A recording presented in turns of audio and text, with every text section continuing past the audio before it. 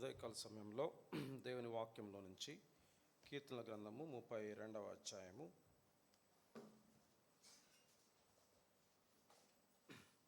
కీర్తనల గ్రంథము 32వ అధ్యాయము.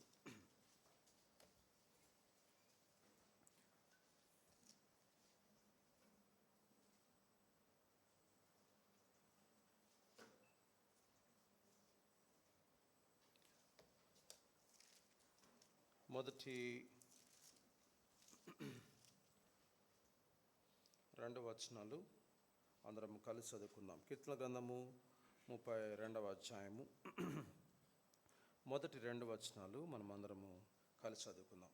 తన అతిక్రమములకు పరిహారం నొందినవాడు, తన పాపమునకు ప్రాయశ్చిత్తము నొందినవాడు ధన్యుడు. యెహోవా చేత నిర్దోషి నంచబడినవాడు ధన్యుడు. ఆత్మలో కపటము లేనివాడు ధన్యుడు. తర్వాత 33వ అధ్యాయము 12వ వచనం అందరం కలిసి కీర్తన గ్రంథము 33వ అధ్యాయము 12వ వచనము 11, 12 వచనం అందరం కలిసి. యెహోవా ఆలోచన సదాకాలం నిలిచును, ఆయన సంకల్పము తరతరములో ఉండును. యెహోవా తమకు దేవుడుగా గల జనులు ధన్యులు, ఆయనకు తనకు స్వాస్థ్యముగా ఏర్పరచుకున్న జనులు ధన్యులు. ప్రభు యొక్క సహాయం నిమిత్తమై మనం మోకరించి ప్రభు చూచుకుందాం.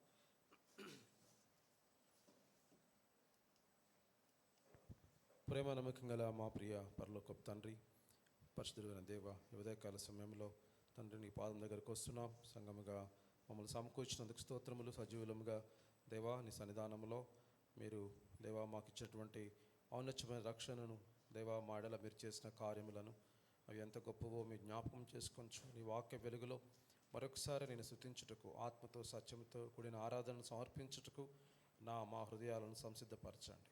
పెదవులతో కూడిన ఆరాధన, యాంత్రికమైన ఆరాధన ప్రభా మరి అలాంటివి కాకుండా హృదయపూర్వకంగా మా హృదయ లోతుల్లో నుంచి నిన్ను స్తుతించుటకు, గణపరచుటకు, నీ యొక్క దేవా మరి విశ్వాస్యతను, నీ నామమును శ్లాఘించుటకు మాకు సహాయం అనుగ్రహించండి. వచ్చిన వారందరిని బట్టి వందనాలు, స్తోత్రాలు. పాటల ద్వారా మహిమ పొందారు. వాక్యపు నా నడిపింపులో మాకు ఆశ్రప దయచేయండి. నిలబడిన దాసుడు అల్పుడను, అయోగ్యుడు, అపాత్రుడని మీరు జ్ఞాపకం చేసుకొని నీ సులువు చాటు మరుగుపరుచుకొని నీ మాటలను నీ పరలోక సముఖం నుంచి అనుగ్రహించి నీ సహాయం అనుగ్రహించమని వేడుకుంటూ ఈ సమయం అంతా కూడా నీ ఆత్మ నడిపింపు దయచేయమని ఘనత మహిమ నీకే ఆరోపించుకుంటూ యేసు ప్రభువు వారి యొక్క శ్రేష్టమైన ఘనమైన నామంలో ప్రార్థించి వేడుకొంచుంటున్నాం తండ్రి, ఆమేన్.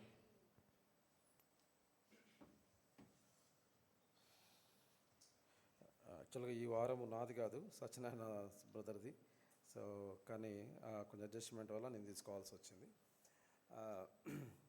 మనం చదువుకున్న వాక్య భాగంలో కీర్తన గ్రంథము 32వ అధ్యాయము మొదటి వచనంలో దావీదు రాసినటువంటి ఈ కీర్తనలో తన అతిక్రమములకు పరిహారం నొందినవాడు, తన పాపమునకు ప్రాయశ్చిత్తం నొందినవాడు ధన్యుడు.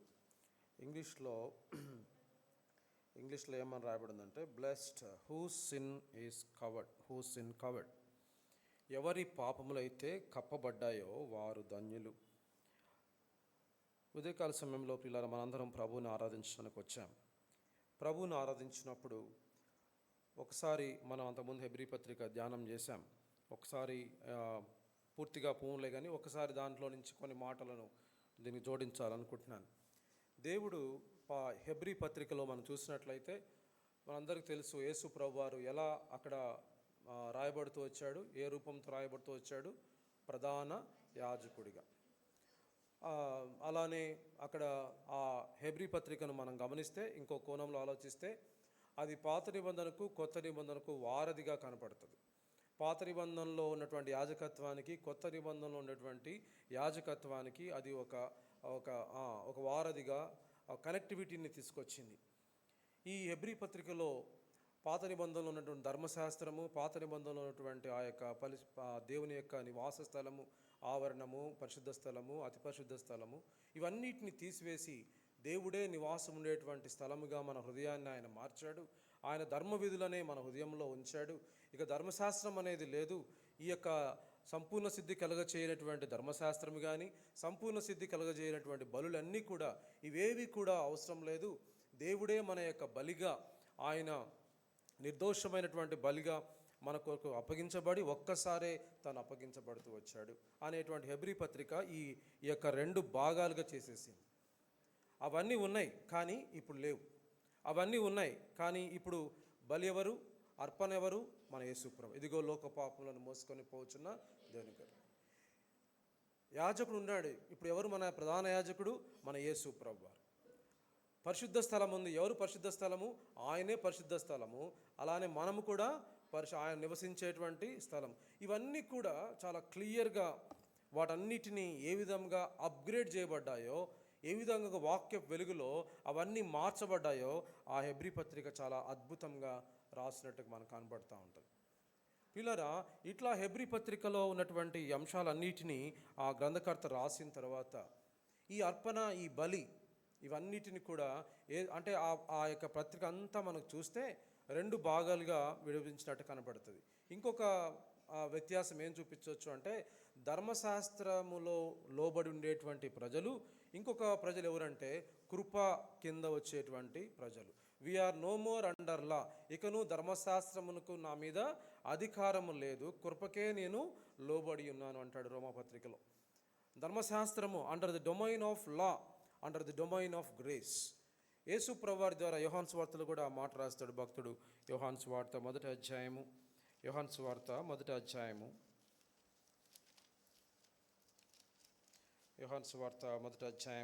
వచనం.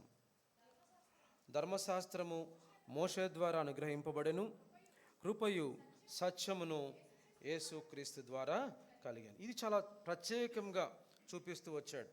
16వ వచనం కూడా, ఆయన పరిపూర్ణతలో మనమందరము కృప వెంబడి కృప. పాత నిబంధన, క్రొత్త నిబంధన. ధర్మశాస్త్రము కృపాకాలం, ధర్మశాస్త్ర కాలము కృపాకాలం. యేసు ప్రభువు వారి ద్వారా ఏమొచ్చిందంటే కృప వచ్చింది. 14వ వచనం, ఆ వాక్యము శరీరధారిగా కృపాసత్య సంపూర్ణుడిగా మన మధ్య నివచాలి. ఈ కృప ద్వారా ఏ భేదము లేదు, అందరూ పాపము చేసి దేవుడు అనుగ్రహించు మహిమను, ఇప్పుడు ఆ మహిమను ఎలా పొందుకున్న 14వ వచనంలో, కృపాసత్య సంపూర్ణుడిగా మన మధ్య నివసించను, తండ్రి వల్ల కలిగిన అద్వితీయ కుమారుని మహిమ వలె ఆయన మహిమను. ఏ భేదము లేదు, అందరం దేవుని మహిమను కోల్పోతే కృప ద్వారా మనం ఆ మహిమను మరలా క్రీస్తులో పొందుకున్నాం. యేసు ప్రభువారి ద్వారా పిల్లరా, ఈ కృప మనకు ప్రవేశింప చేయబడింది. మనమందరము పాత నిబంధన కాలంలో పాపం చేస్తే ఆ పాపానికి ఆ వ్యక్తి దాని దోషాన్ని భరించాలి. ఏం తీసుకొని రావాలి? పాప పరిహారంగా ఆ యొక్క గొర్రె పిల్లనో లేకపోతే ఆ పావురాన్నో ఆ యొక్క బలిని తీసుకొని రావాలి.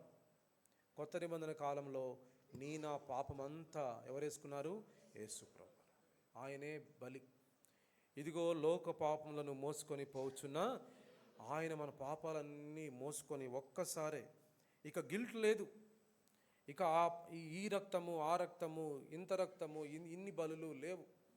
వీటన్నిటికీ వన్స్ ఫర్ ఆల్ మన ప్రభువు ప్రాయశ్చిత్తముగా, పాప పరిహారముగా మన ప్రభువు. ఎందుకంటే పిల్లరా, పాత నిబంధన కాలంలో ఒక కుటుంబం కానీ ఒక వ్యక్తి కానీ పాపం చేసి దేవునితో సరి అయినటువంటి ఆ సెటిల్మెంట్ చేసుకోకపోతే దేవుని ఉగ్రత ఆ కుటుంబం మీదకి వస్తుంది. వాళ్ళకు తెలుసు దేవుని యొక్క, ఎందుకంటే వారితో కూడా దేవుడు ఉన్నాడు. పగటిలో మేఘస్తంభంగా, రాత్రిలో అగ్నిస్తంభంగా ఉన్నాడు. వారిలో ఏ చిన్న పాపాన్ని కూడా ఆయన సహించేవాడు కాదు. ఏ చిన్న తిరుగుబాటుని కూడా కోరవ కుమారులు చేస్తే వెంటనే ఏమైంది? భూమి నెరవిడ్చుకొని వాళ్ళని మింగేసింది. దేవుడు వారితో మాట్లాడాలని దేవుడు ఆ యొక్క పర్వతం మీద దిగి వచ్చినప్పుడు వాళ్ళందరూ తట్టుకోలేదు. మోషే నువ్వే మాట్లాడు, మేము ఆయనతో మాట్లాడలేం, నువ్వే మా తరపున మాట్లాడని దేవునితో నివాసం ఉన్నారు, దేవుని యొక్క భయంలో ఉన్నారు, దేవునితో నడిపించబడుతున్నారు, దేవునిలో ఉన్నారు. ఏ పాపము ఆయన సహించేవాడు కాదు.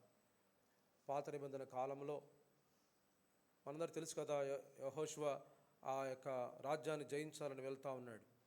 ఒక ఆయన పాపం చేశాడు, దాచిపెట్టాడు. ఎవరైనా? ఆకాన్. దోచుకున్నది ఏం చేశాడు? దేవుడు వద్దంటే దాచిపెట్టుకున్నాడు.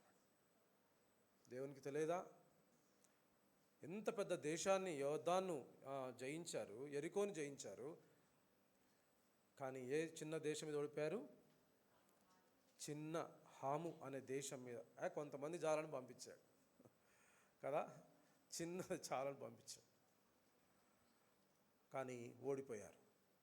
పాపమును సహించనేటువంటి దేవుడు, ఆ దేవుడు అట్లాంటి దేవునితో, అందుకని వాళ్ళు, నా పాయింట్ ఏంటంటే ప్రియులారా, వాళ్ళు పాపం చేసిన వెంటనే ఆ పాపానికి వాళ్ళే పరిహారం తెచ్చుకోవాలి. అమ్మో నేను పాపం చేశాను, దేవునికి వ్యతిరేకంగా పాపం చేశాను, ఇది నా మీద నా పిల్లల మీద ఉంటుంది కాబట్టి నేను వెంటనే ఎవరికి కనపరుచుకోవాలా? యాజకుని కనపరుచుకోవాలా, చెప్పినట్టుగా తీసుకొని పోవాలా, నా పాప పరిహారం చేయమని ఆయన అడగాల. ఇది పాత నిబంధన కాలం. ఇప్పుడైతే ప్రియులారా మన పాపం అంతటిని ఆయన భరించాడు. ప్రతి ఆదివారం మనం వచ్చి ఏం చేస్తున్నాం? ఆయన యొక్క రక్తంలో, ఆయన శరీరంలో చేయి వేసి మన పాపములను మనం ఒప్పుకుంటున్నాం. ఆయన ఎదుట యథార్థమైన జీవితాన్ని కలిగి ఉంటున్నాం, సెటిల్ చేసుకుంటున్నాం.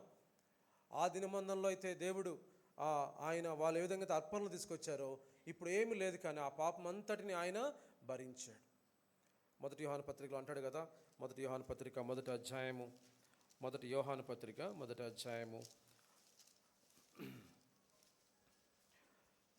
7వ వచనం, అయితే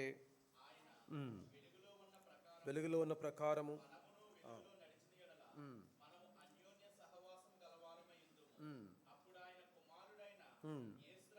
యేసు రక్తము ప్రతి పాపము నుండి మనలను, ఆయన కుమారుడైన యేసు రక్తము ప్రతి పాపము నుండి మనలను పవిత్రులుగా.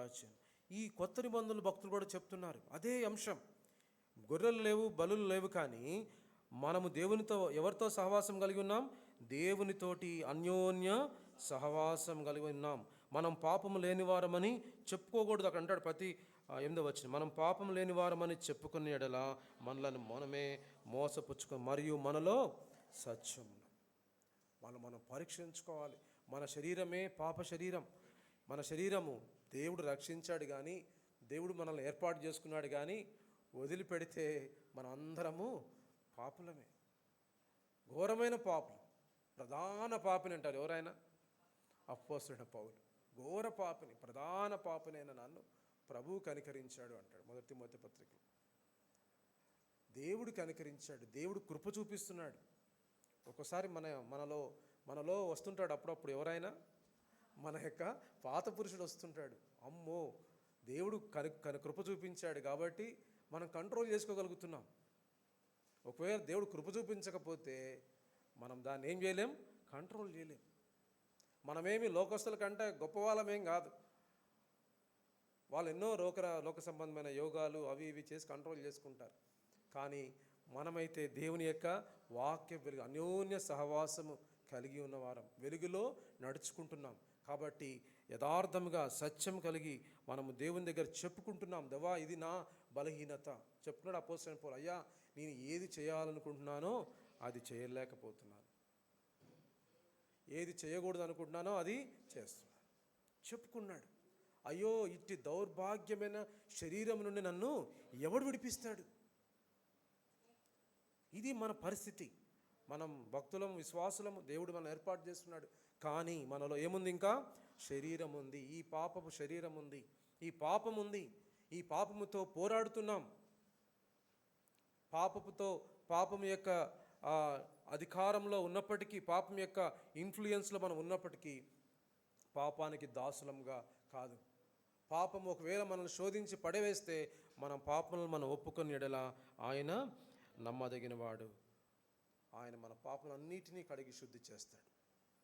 ఇదిగో క్రీస్తు కింద 2వ అధ్యాయం రండి. 2వ అధ్యాయం అక్కడే 2వ అధ్యాయం మొదటి వచనంలో అంటాడు. ఎవడైనను మొదటి వచనం 2వ అధ్యాయం, ఎవడైనను పాపం చేసినడల నీతిమంతుడైన యేసు క్రీస్తును ఉత్తరవాది తండ్రి యొద్ద మనకు ఉన్నాడు.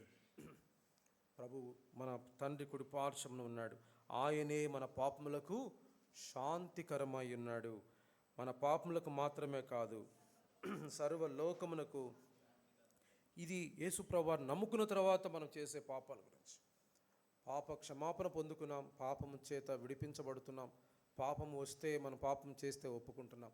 ఇక్కడ పిల్లరా విషయం ఏంటంటే, తన అతిక్రమములకు పరిహారము నొందినవాడు ధన్యుడు. యెహోవా చేత నిర్దోషి అని ఎంచబడినవాడు ధన్యుడు. మన పాపముని ఆయన కప్పుతా ఉన్నాడు. తన కృపను అనుగ్రహిస్తున్నాడు. మన బలహీనతలలో నా కుమారుడైన తిమోతి క్రీస్తు యేసునందున కృపచేత బలవంతుడు కము. 2 తిమోతి 2:1 అంట. ఆయన కృపలో మనము బలవంతులం. ఆయన కృపలో మనం బలహీనమైనప్పటికీ కూడా ఆ బలహీనతలో, ఆ శోధనలో పౌలుతో అంటాడు కదా, నా కృప నీకు చాలు. ముమ్మారు ఆ యొక్క శోధన పోవాలని ముమ్మారు చూద్దామా. 2 కొరింథీ పత్రిక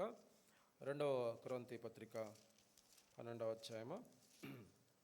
2 కొరింథీ పత్రిక 12వ అధ్యాయము 7వ వచనం. నాకు కలిగిన ప్రత్యక్షతలు బహు విశేషముగా ఉన్నందున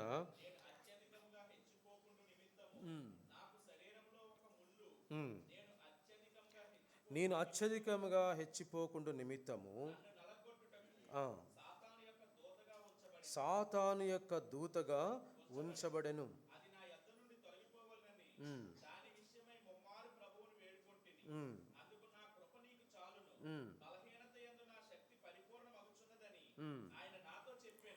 బలహీనతయందు నా శక్తి పరిపూర్ణమగుచున్నదని ఆయన చాలు. అది తొలగిపోవాలని ముమ్మారు వేడుకున్నాడు. కానీ ప్రభువు చెప్పాడు, నా కృప నీకు చాలు. ఆయన బలహీనతలో సహాయం చేస్తున్నాడు. ఈరోజు ప్రభువు నమ్ముకున్న నువ్వు నేను, దేవుడి కృప లేకపోతే ఈరోజు మన ఎవరం కూడా మన ఆత్మీయ జీవితాన్ని కొనసాగించలేం. దేవుడు తన కృపను అనుగ్రహిస్తున్నాడు. దీనులకు దేవుడు కృప కీర్తన గ్రంథంలో ఉంటుంది. దీనులకు ఆయన తన కృపను అనుగ్రహిస్తాడు.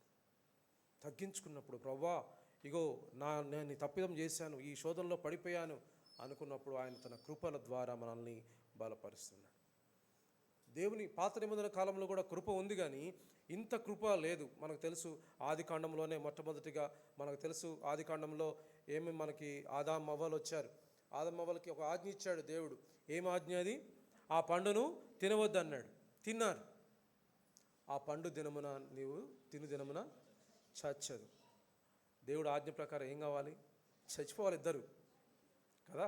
ఆ పాత నిబంధన మీరు చూస్తే యేసుప్రభు తండ్రి అయిన దేవుడు ముందుగా ఎవరిని ఈ యొక్క ఆదాం అవ్వల కంటే, భూమి కంటే, ఆ యొక్క ఆ దేశంలో పరలోకంలో ఎవరున్నారు? ఈ యొక్క సృష్టించక ముందే పరలోకంలో ఎవరున్నారు? దేవదూతలు ఉన్నారు. ఈ దేవదూతలందరికీ నాయకుడు ఉన్నాడు. ఎవరైనా? లూసిఫర్ ఏం చేశాడు? లూసిఫర్ దేవుని కంటే తను తాను హెచ్చించుకున్నాడు. తను ఒక గ్రూప్ని తయారు చేశాడు. పరలోకంలో అయితే దేవుణ్ణి పరిశుద్ధుడు అని స్తుతిస్తారో, ఆ పరలోకంలోనే దేవునికి తిరుగుబాటు చేశారు. ఎవరి నాయకత్వంలో? ఆ లూసిఫర్ ఏం చిన్నవాడు కాదు, మంచి లీడర్. అన్ని తలాంతులు ఉన్నాయి, కానీ ఒక్కటి వచ్చింది. ఏంటది? గర్వం వచ్చేసింది. వెంటనే దేవుడు ఏం చేశాడు? వాళ్ళందరినీ, ఎవరైతే ఆ దేవదూతలు ఉన్నారో ఆ లూసిఫర్ని దేవుడు తోసివేశాడు. సాతానుగా మారిపోయాడు. ఇది మొట్టమొదటి రెబెలియన్, అంటే మొట్టమొదటి దేవునికి తిరుగుబాటు చేశారు. రెండవ రెబెలియన్ ఎవరంటే ఎవరక్కడ? మన పూర్వీకులు. ఎవరు వాళ్ళు? ఆదం. ఒక్క పండే, ఇన్ని పండ్లు ఉన్నాయి కదా, ఎంత పని చేశారు అసలు. లేకపోతే అందరం అక్కడే ఉండేవాళ్ళు కదా. ఒక్క పండు తినొద్దు అన్నాడు. ఒక్క చెట్టు పండు తినకండి, మొత్తం తినండి అన్నాడు. ఏ పండు తినొద్దు అన్నారో ఆ పండే తిన్నారు. ఆ పండు తినమున నువ్వు నిశ్చయంగా చచ్చదు అంటే అమ్మగారు ఏం చేసి డిస్కషన్ చేసింది. ఇది నిజమా అన్నాడు. వెంటనే పడిపోయింది. పడిపోవడం ఇంకెవరిని కూడా కలుపుకుంది? ఆదామును కూడా కలిపేసి. ఇది రెండవ తిరుగుబాటు. దేవుడు సృష్టించిన సృష్టిలో మొట్టమొదటిగా లూసిఫర్ చేస్తే, రెండవ తిరుగుబాటు ఆదాము అవ్వలు. ఇద్దరిని ఎంతమంది సృష్టించాడు? ఇద్దరు ఏం చేశారు? దేవునికి పాపం చేశారు. దేవుడికి అవిధేయత చూపించారు. ఇప్పుడు చెప్పండి, ఒకసారి ఆలోచిద్దాం. అటు ఆకాశంలో దేవదూతను సృష్టించాడు, ఇటు భూమి మీద మనుషులను సృష్టించాడు. ఇద్దరు ఏం చేశారు? దేవునికి తిరుగుబాటు చేశారు. ఒకవేళ అనుకున్నాడు దేవుడు, అయ్యే నేను తప్పు చేశాను, అసలు వీళ్ళని సృష్టించి తప్పు చేశాను అని బాధపడి ఉంటాడేమో కదా. జనరల్గా ఏమనుకుంటాం, మనం ఏదైనా ఒక సిస్టమ్ పెట్టి దాంట్లో ఫెయిల్యూర్ వస్తే అయ్యా నాకు తెలియదేమో, దేవునికి జ్ఞానం లేదేమో, దేవునికి తెలియదా ఆదాము వాళ్ళు తప్పు చేస్తారని? తెలుసు, సమస్తం తెలుసు. ఆయన ఆదియు అంతము, అల్ఫా ఒమేగా, ఆయనకు సమస్తం తెలుసు. చాలామంది ఒక ఒక చిన్న ఆర్టికల్ చూశాను, అంటే ఎలా తప్పుడుగా దాన్ని ఎలా కన్వర్ట్ చేస్తారంటే, ఈ యేసు దేవుడు ఒకటి మనకు ఆదికాండంలో కూడా రాయబడి ఉంది కదా, ఏం సృష్టిలో ఏం చేశాడు ఆయన? మొట్టమొదటిగా వెలుగును రాత్రి చేసిన తర్వాత ఏమన్నాడు? ఇది బాగుగా. చూద్దాం ఒకసారి ఆదికాండం మొదటి అధ్యాయంలో, ఆదికాండము మొదటి అధ్యాయము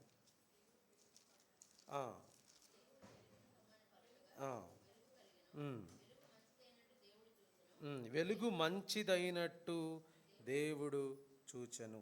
తర్వాత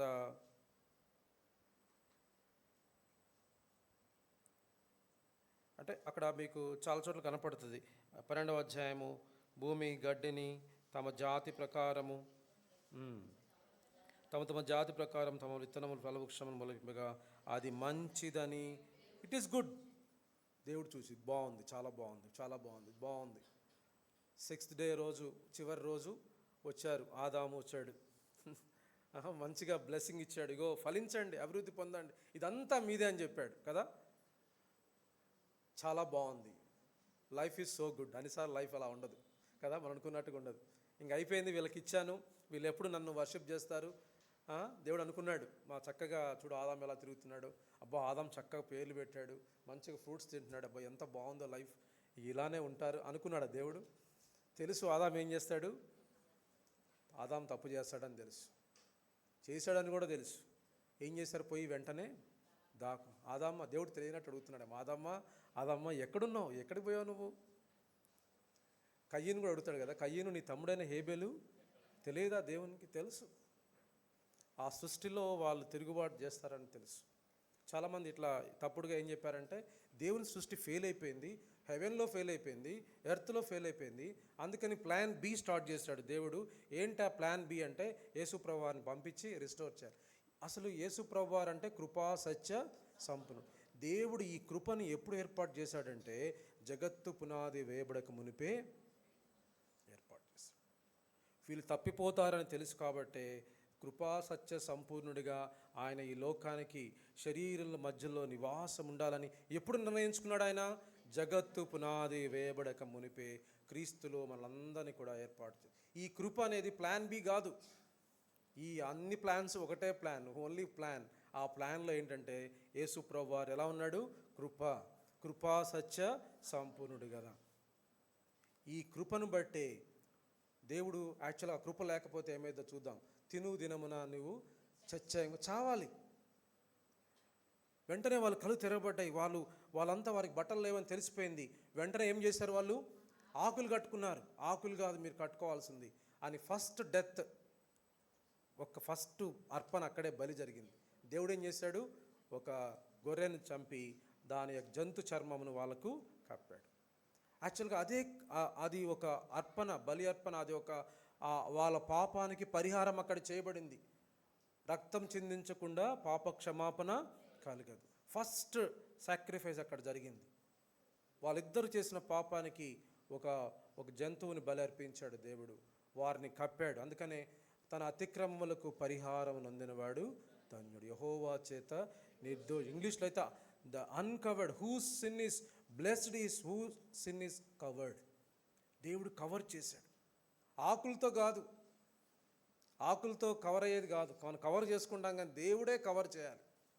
ఆ దేవాది దేవునికి హృదయ అంతరంద్రియములను పరిశీలించు దేవునికి మరుగైంది ఏది కూడా లేదు. ఆదామా నువ్వు ఎక్కడున్నావు? దేవునికి తెలుసు. చచ్చిపోవాలి వాళ్ళిద్దరు, కానీ ఆయన తన కృప చేత వేరొక జంతువుని బలిగా అర్పించి వారిని కప్పాడు, వదిలిపెట్టలేదు. ఆదాము తప్పు చేశాడు కదా, ఇక అయిపోయిందని వదిలిపెట్టలే. ఆ యొక్క ఏదెను వనము నుంచి బయటికి పంపించాడు, కానీ దేవుడు వదిలిపెట్టలే. తన తర్వాత జనరేషన్ తర్వాత ఎవరు? కయ్యను, హేబేలు. దేవుడు చూశాడు, కయ్యను చంపేశాడు హేబేల్ని. తల్లిదండ్రులు పక్కన ఉన్నారో లేదో మనకు తెలియదు, కానీ ఎవరు చూస్తున్నారు పైన? వెంటనే దేవుడు అడిగాడు, కయ్యను నువ్వేంటి ఇలా చేశావు? నీ తండ్రి అయిన నీ తమ్ముడైన హేబేలు ఎక్కడా? దేవుడు ఆయన మన మధ్యలో నివాసం ఉంటున్నాడు. తను ఆది నుండి నేటి వరకు నడిపిస్తూ ఉన్నాడు. ఈ కృప అనేది నా వంశమైన ప్రియులారా, ఆది నుండే దేవుడు తన కృపను బయలుపరిచాడు యేసు ప్రభువారిలో. ఇది ఎప్పుడు ప్లాన్ ఎఫెసీ పత్రిక మొదటి అధ్యాయం ఒకసారి చూపిస్తాను. ఎఫెసీ పత్రిక మొదటి అధ్యాయము, ఎఫెసీ పత్రిక మొదటి అధ్యాయము రెండందరం కలిసి చదువుకుందాం. మొదటి అధ్యాయం 4-6 వచనాలు కలిసి ఉన్నాయి. అందరం కలిసి ఎఫెసీ పత్రిక మొదటి అధ్యాయము 4-6 వచనాలు. ఎట్లనగా తన ప్రియుని యందు తాను ఉచితముగా మనకు అనుగ్రహించిన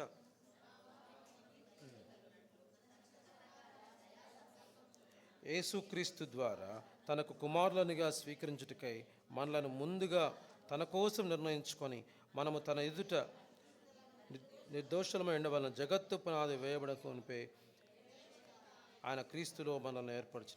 ఆ మొదటి భాగంలో చూస్తే తన ప్రియుని యందు తాను ఉచితముగా మనకు అనుగ్రహించిన తన కృపా మహిమకు కీర్తి, కృపా మహిమ కీర్తి కలుగునట్లు ఎప్పుడు ఏర్పాటు చేసుకున్నాడంట? జగత్తు పునాది. కాబట్టి ఈ కృప అనేది జగత్తు పునాది వేయబడక మునిపే మన కొరకు సిద్ధపరచబడింది. కాకపోతే ఇప్పుడు యేసు ప్రభువారి ద్వారా ఆయన కృపా సత్య సంపూర్ణుడిగా మన మధ్యలో వసించాడు. పాత నిబంధన ఒక భక్తులు ఎలా పోల్చారంటే, ఈ కృప అనేది పాత నిబంధనలో ఉంది, కానీ ఎట్లా ఉంటుందంటే ఒక తుఫాను అయిపోయిన తర్వాత ఆకాశంలో వాడు కనపడుతుంది రంగురంగులు. ఏంటది? ఒక ఇంద్రధనస్సు లాగా కనపడిపోయింది కృప వాళ్ళకి. అది కొంతమంది కనపడింది. ఇప్పుడు అలా కాదు.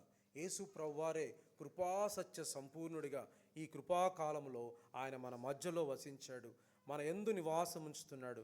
తన కృపను మనకు అనుగ్రహిస్తున్నాడు. దీనులకు కృపను అనుగ్రహిస్తున్నాడు. ఎవరైతే బలహీనులుగా ఉండి పడిపోతున్నారో వారిని బలపరుస్తున్నాడు. తనను వెంబడించే వారికి కృప అనుగ్రహిస్తున్నాడు. తన యందు భయభక్తుల వారికి ఆయన 1000 తరముల వరకు కృప చూపించేవాడిగా ఉన్నాడు. తన కృపను అనుగ్రహిస్తూ మనల్ని లేవనెత్తుతున్నాడు. ఈ ఉదయకాల సమయంలో ప్రభు సన్నిధిలో నేను కానీ మీరు కానీ మన ఎవరమైనా మన శక్తిని బట్టి బలమును బట్టి మన ఆత్మీయ జీవితాన్ని కొనసాగించట్లేదు. ఇది గొప్ప సత్యం. దేవుని కృప మనకు తోడుగా ఉంది కాబట్టే ఈ దినం వరకు మన ఆత్మీయ జీవితాన్ని మనం కలిగి ఉన్నాం. ఈరోజు ప్రభు సన్నిధిలో మనం నిలవబడగలిగామంటే, ఆరాధిస్తున్నామంటే ఆయన కృప మనకు అనుగ్రహిస్తున్నాడు. మన బలహీనతలలో తన కృపను మనకు అనుగ్రహిస్తున్నాడు. అందుకనే భక్తులు గుర్తించి అన్నారు, దేవా నీ కృప ఆకాశము కంటే ఎత్తైనది. ఆయన అన్నాడు, పర్వతములు తొలగినను మెట్టలు తత్తరిలను నా కృప నిన్ను. దావీదు అంటాడు, సౌలుకి కృపను దూరం చేసినట్లు నీ కృప నీకు దూరము చేయనన్నాడు. ఇప్పుడు యేసు ప్రభువారి ద్వారా మనందరము ఆయన కుమారులముగా వచ్చాం. తన కృపను అనుగ్రహిస్తూ బలపరుస్తూ ఉన్నాడు. ఈ కృపను ఒక మాట నిర్గమకాండము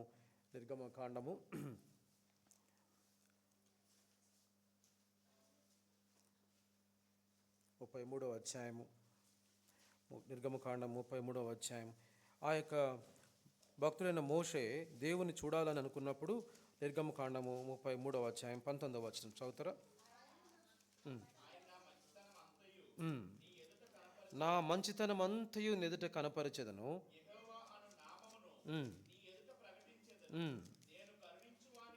నేను కరుణించు వారిని కరుణించెదను, ఎవని యందు కనికరపడెదనో వాని యందే కనికరపడెదను.